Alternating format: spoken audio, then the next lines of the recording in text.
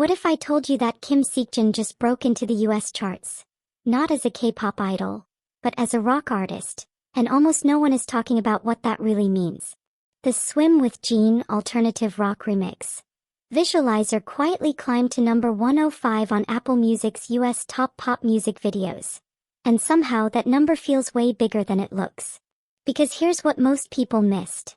The chart position isn't the story. It's how fast it got there and who pushed it. Within days of release, fans weren't just streaming. They were coordinating almost like a digital flash mob. You could see it in real time. Sudden spikes, synchronized hashtags, entire comment sections turning into strategy hubs. But beyond that fan power, there's something deeper happening. The sound itself, gritty guitars, raw vocal edges, doesn't follow the polished K-pop formula. It feels intentional, like Jin is testing how far his identity can stretch in a Western-dominated space. And that's where things get even more interesting. Because when a remix becomes the highest charting version of a track, it usually means one thing.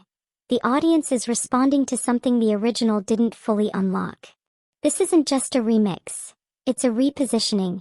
Compare it to how alternative rock revivals have been creeping back into mainstream playlists lately.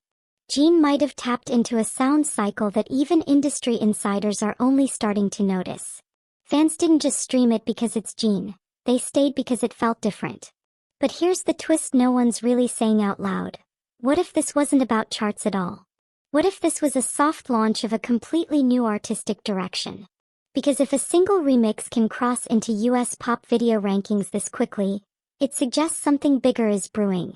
Something that doesn't rely on BTS branding but on Jin as a standalone force. And suddenly number 105 doesn't look small anymore. It looks like the beginning of a shift. So now I'm curious, is this just fan-driven hype? Or are we watching the early signs of Jin breaking into a whole new genre lane? Drop your thoughts below, and let's talk about it on 95 HeartLens Tales.